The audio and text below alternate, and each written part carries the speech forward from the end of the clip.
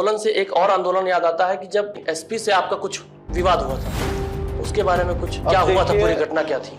एक एसपी था रंजन देव, जो क्या नाम था उसका, वर्मा था। वो बहुत ही निरंकुश अधिकारी था, भ्रष्ट था एकदम, जाति के आधार पर एकदम काम कर रहा था। और शुरुआत तो इस प्रकार से हुई कि हमने उसको फोन किया था एक दो दिन, जिस दिन मतलब ये घटना हुई उसके 2-4 दिन पहले की बात है। फोन किया तो फोन से उसको अभद्रता कर गया, तो उसमें हार्ट अटैक हो गया, जो भी कुछ था। तो वो उसके मन में बैठ गया, चूंकि वो बार बार ये कहता था कि मैंने भारत का सर्वश्रेष्ठ परीक्षा पास किया, यूपीएससी। हाँ, जो भी हो। अब कोई भारत का सबसे अच्छा परीक्षा पास करेगा तो उल्टा सीधा काम थोड़े करेगा, उसको संविधान ये थोड़े अथॉरिटी देती है। उसमें भी देखिए, वो एफआईआर कई पत्रकारों के विरुद्ध दर्ज हुआ था। पत्रकार लोग धरना दे रहे थे, धरना में हमको इनवाइट की, क्योंकि 4-5 दिन पहले इनसे विवाद हो ही गया था।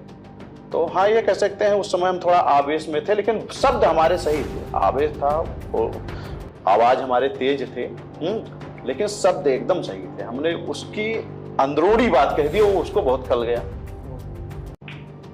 अब जब वो खल गया तो वो स्वयं वादी बन के हमारे ऊपर एफआईआर दर्ज करा। एफआईआर नहीं, 2-3 उसका जितना चल जाता, अगर वो उसका चलता कि हमारा इनकाउंटर करा दे तो इनकाउंटर करा देता, जो भी करना चाहता उसमें हिस्ट्री सीट हमारा खोल दिया। मतलब जो जो वो कर सकता था सब कुछ उसने किया।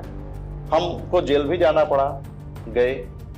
फिर चूंकि अब न्याय व्यवस्था है ना, न्यायालय भी तो है, उसके अलावा न्यायालय ने देखा कि इसकी कोई गलती नहीं है, वो गलत कर रहा था, तो हमको सब पहले ही से मिला, हम बाहर आए।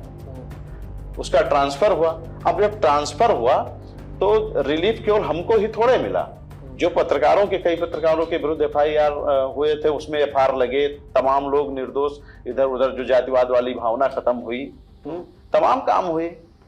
तो देखिए, संघर्ष तो किसी ना किसी को करना ही पड़ेगा, आवाज तो उठाना ही।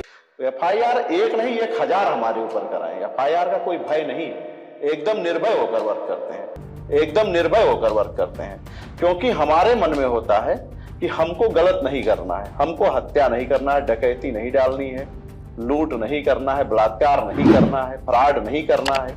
लिखो एफआईआर, कितना लिखोगे? न्याय विभाग तो बैठा है ना, वो तो देख रहा है। तुम गलत करोगे तो वहां हम अपनी बात रखेंगे।